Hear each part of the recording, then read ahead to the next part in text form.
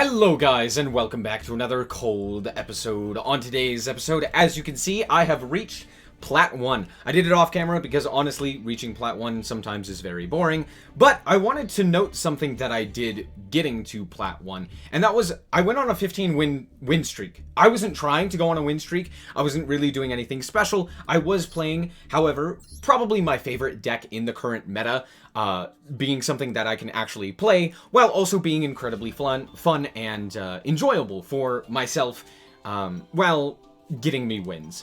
And it's this. The only thing that I changed during the playthrough was I changed Tri-Brigade Revolt into Tri-Brigade Oath. This card actually has a graveyard effect, which is the only reason I went for Oath instead of Revolt. It does also have a pretty decent on-field effect, but yeah, that's basically it. It's just another target to send off of Kit.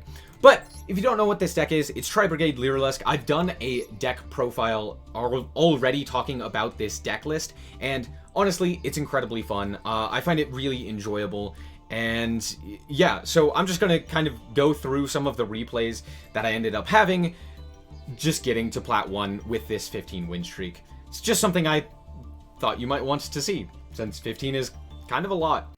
Now, before we get into these duels, I just wanted to say that, did you know, almost 80%, over 80% of the people who watch my channel are not subscribed? That's all. Alright, so here we are in the first game, and we do get to go first, but this is a, like, really terrible going first hand. So, I end up just passing on, I mean, I have 2 Max C and a Nibiru, so I'm like, hey, there's something. And wouldn't you know, it's Darklords.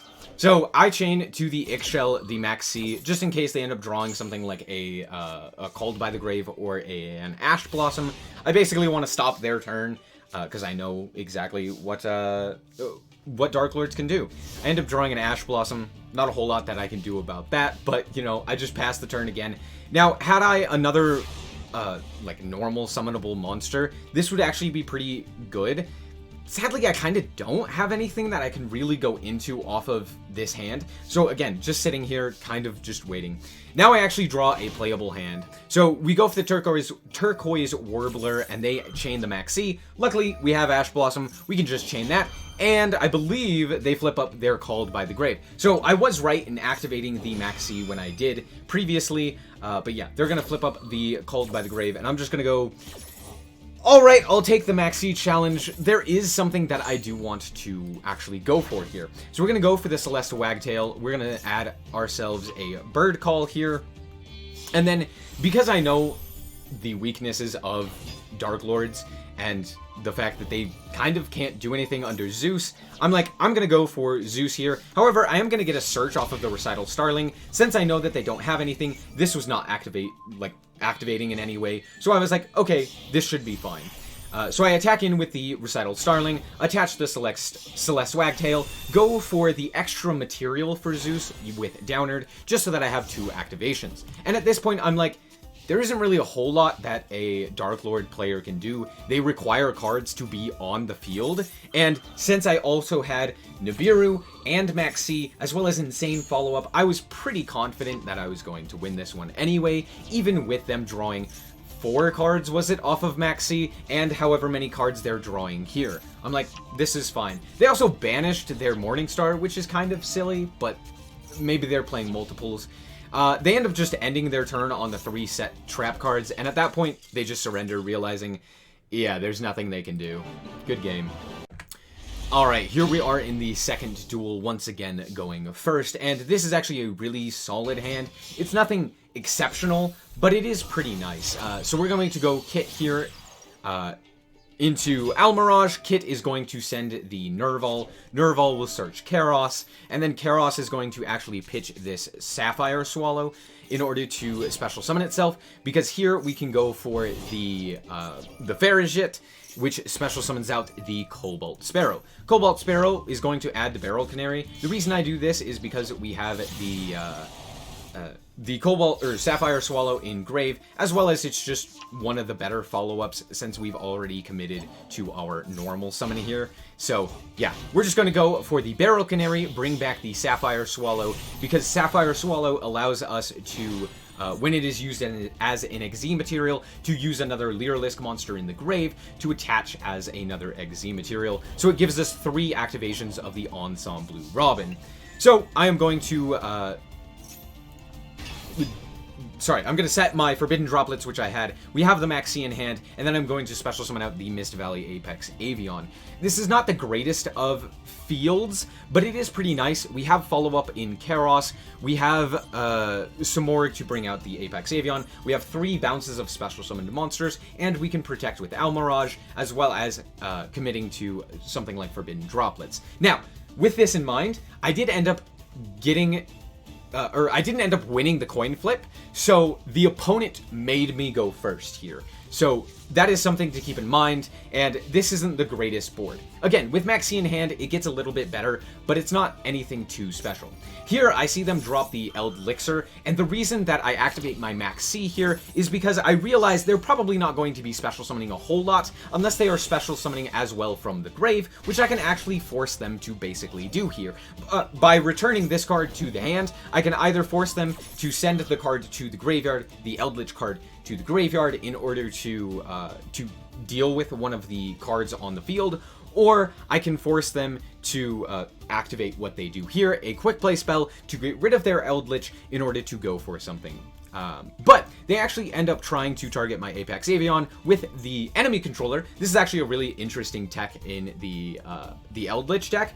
I actually really like it. I think it's very cool, and it allows them to push for game very efficiently. So very smart from this player. But yeah, they go for the Apex Avion, and I'm like, I don't want them to take the Apex Avion. That's 2,700 damage that I would rather not have to deal with. So I'm just going to return it to the hand and negate the Econ. Ensemble obviously doesn't activate. They're going to send one of their golden lands to the grave in order to add their Eldlich back to hand. They're going to summon out their Eldlich here, and at this point I'm like, yeah, I'm just going to return that to the hand. Since it's already used its graveyard effect, this is actually really good for me. As long as they didn't send the Samorg, I am in great shape. And the reason for this is because, one, I know that they're getting 2 ways to get to their Golden Lord, but 2, with Samorg on the field, you'll see it in a second, I can actually go for the barrier statue to lock us into wins. Now, with that in mind, it is a little bit more difficult for me to actually go for lethal here, and you'll see I have a bit of trouble, but literally none of their cards are activatable, meaning they're all either golden lands or they are the 2 cards that we know, the Eldlichers, which means everything from this point is not activatable because they all special summon. So here I'm going to summon out the Recital Starling in order to grab a search, as well as to boost up my monster. I actually boosted up by an additional 900, which will end up mattering, or could end up mattering. I'm going to normal summon out the Nerval in order to go for Apollosa here. It's the only Link monster that I can actually go into, but here we add the Fractal, and then we are going to activate the Barrel Canary to bring back our Recitals, our Sapphire Swallow, to go for the Assembled Nightingale. Assembled Nightingale is then going to attach thanks to the Sapphire Swallow in additional material. And at this point, this is lethal.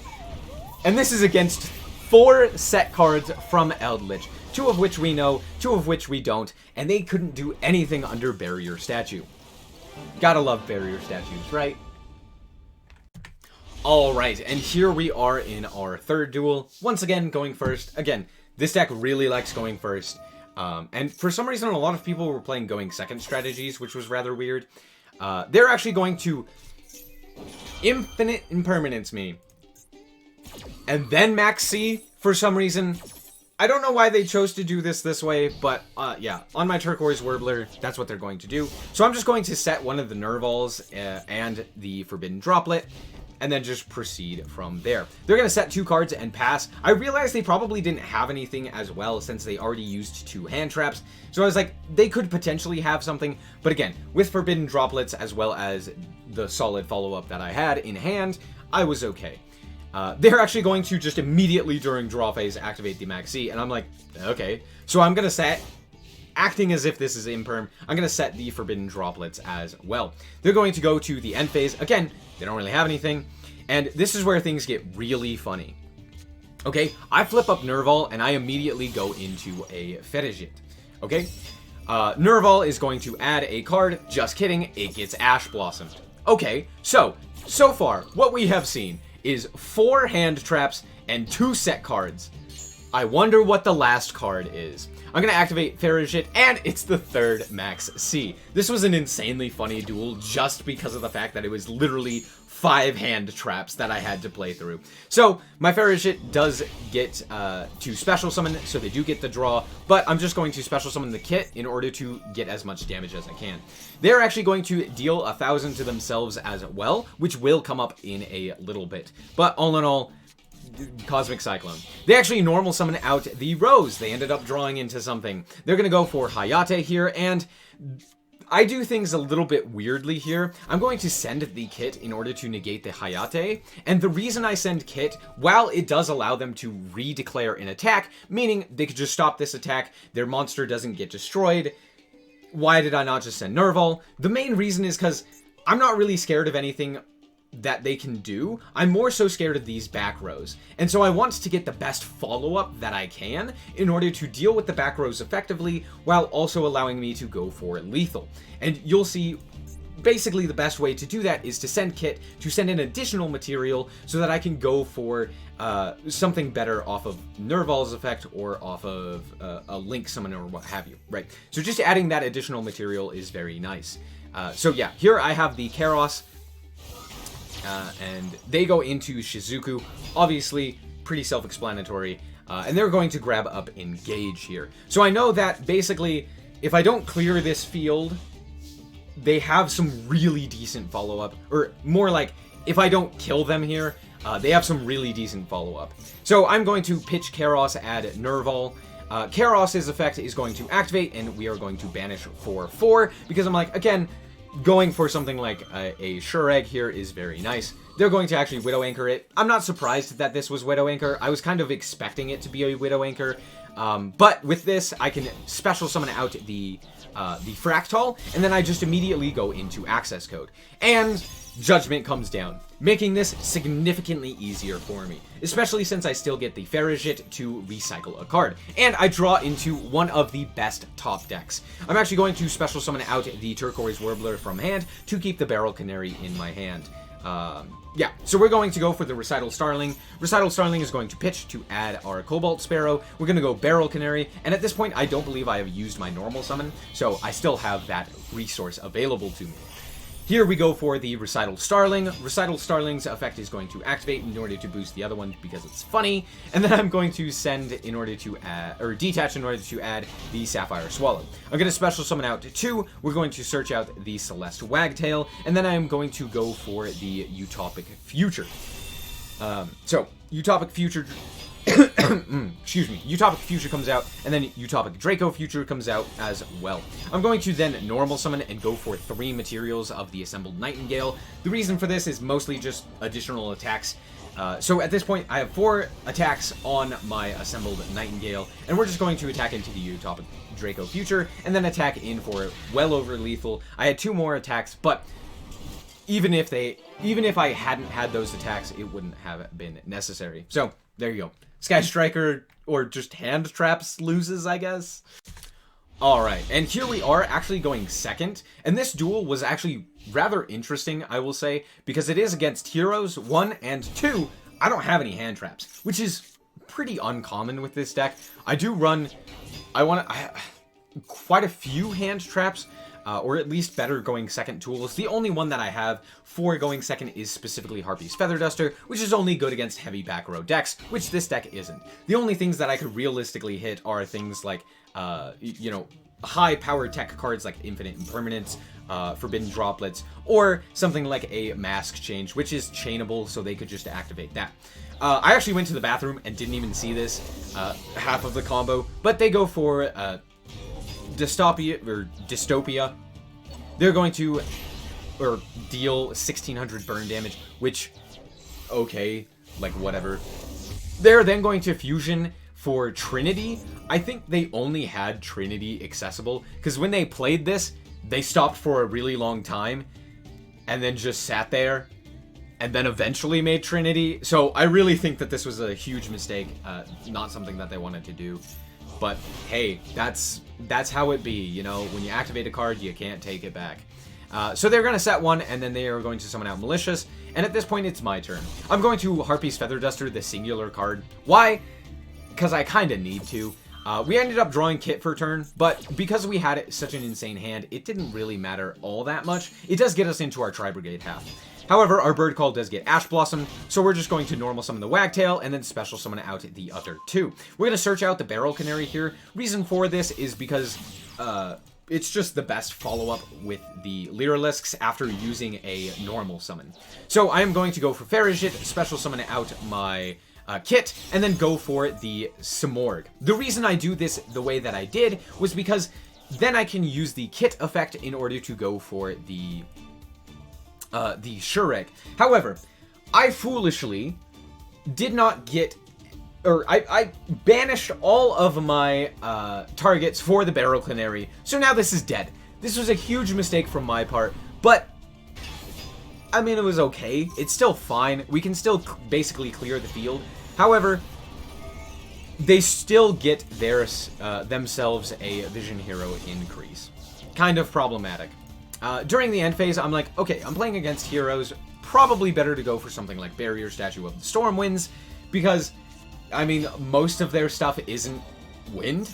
However, notably, two things happen here. One, they have Elemental Hero Liquid Soldier in their hand. Kind of either a crazy top deck or just a crazy card to already have in hand. And two, they have Stratos Engrave, which is literally the one wind hero that they actually play. And they are able to special it, which allows them to get the Search of Ferris, which basically just turns on all of their combos. They're going to go to the battle phase, and at this point I'm like, well, I'm not too upset, given the fact that, you know, with this, I am able to not die, which is a big problem when it comes to heroes and playing against heroes. So going for the Stormwind, going for the Barrier Statue was fine. They actually go for Super Poly to go into Sunrise during battle phase to give them an additional attack to get rid of the Simorgh. This is actually a brilliant play from them, even though they do get rid of Ferris. Since they had Super Polymerization, it's still a great play. They actually search their Miracle Fusion. They go for the Absolute Zero, and this is also kind of interesting, but it's actually a little bit misplayed. And the reason for this is because getting rid of Shureg is nice, but it does give me a search. And I think a lot of people forget that Shureg has a floating effect. So I actually just search up the Turquoise Warbler here, which is really solid for me. They're going to go into Darklaw, and at this point I have to deal with a Macrocosmos, and that's kind of it. That's the only real thing I have to deal with at this point. So I'm going to special summon out the two from hand, since I didn't really have anything in grade that I could obtain. I'm going to go for the Assembled Nightingale here, because, again, Zeus. So yeah, we're going to attack in twice, deal as much damage as we can, and then I am going to go for Downward Magician into Zeus. Now, notably, I kind of misplayed this. I had Called by the Grave, and I could have called by the increase to get it off of the field. But in all honesty, I didn't need to. Like, I could just Zeus, and it basically accomplishes the same thing. And I knew that they weren't really going to go for anything. And they end the turn on just that, and then scoop it up, realizing they can't really do anything against Zeus. And I have much better top decks than a lot of the hero plays, especially with a set back row and a activatable Zeus. So they scoop it up. Alright, and this was actually my rank up duel. And I actually go second with one of the best opening hands I think I've ever seen with this deck. Straight up. Just called by Nibiru, Maxi, as well as both of my engines easily accessible to me. Absolutely crazy. All I need to do is see another Lyrilusk, and I am off to the races. But notably, they are playing Thunder Dragons, and they did Ash Blossom my Max C. Kind of feels bad, but in all honesty, since I have the Nibiru, and they are comboing off, I feel pretty comfortable here. They're going to go for the Thunder Dragon Colossus. I'm going to let them special summon back their their monster off of the Cross Sheep, as well as they are going to get their Search of Thunder Dragon. So once this monster is summoned, I'm actually going to activate the Nibiru and wipe their field. At this point, they don't really have anything, because most people don't after a Nibiru, especially a well-timed Nibiru. So, yeah. I end up drawing Apex Avion, which is like the worst draw in my deck, but it's fine. So we're going to go Fractal, send Kit, Kit send Nerval, Nerval add Karos. Karos is actually going to then send the Avion here, and then I'm going to banish 4, which is the only thing that I could do, in order to go for Shureg. Shureg is going to then banish in order to, or banish the Nibiru token. At this point, I actually link off the Shureg. Again, that floating effect, keep it in mind. It is activatable basically only if the, sorry, it is activatable if the card is sent to the graveyard in any way. So, really solid. We're going to link off for the Ferrigit, get the search of our Cobalt Sparrow, special summon out the Cobalt Sparrow, and now we have a full Lyralisk combo. We're going to actually even search out our Bird Call, and with Called by the Grave, we're pretty much solid, the only exception being if they end up Nibiruing us, which, seeing as how I won this duel, they didn't. I'm actually going to boost up the Ferrigit here. I shouldn't have done this, because Ferrigit is really good for linking off into other things, but I ended up going for it anyway because it was funny. So I'm going to boost up the Ferrigit again, and then I am going to get an additional search. I actually searched for Nerval here since I haven't used my normal, and it's just the best normal. However, I'm not going to elongate this. There's no real point to it. I have lethal with the Utopic Draco Future, also giving me a monster negate in case they have something like a Swift Scarecrow or something weird along those lines. So I'm going to attack in, and that's game. Nibiru is kind of crazy, by the way. So I happened to record this just in time. That last game literally got cut off as soon as maintenance popped up. So, there's that. I can't really show you the deck again, but I do want to just say that I got to Platinum 1, and I was super excited. I wasn't really, but it was super cool to see that I had just happened to get a 15-win streak with one of the most fun decks that I've played in the last couple of metas. So yeah, while I still enjoy Darklords, and they are still my favorite deck to play, it is nice to play a deck that actually can compete, and Bird Up is definitely that deck. So, I hope that you guys did indeed enjoy. If you did, a like is very much appreciated, and if you want to check out more content like this, as well as more Yu-Gi-Oh!, then just be sure to subscribe. Anyway, thank you guys so much for watching, and remember to always stay frosty. Bye-bye.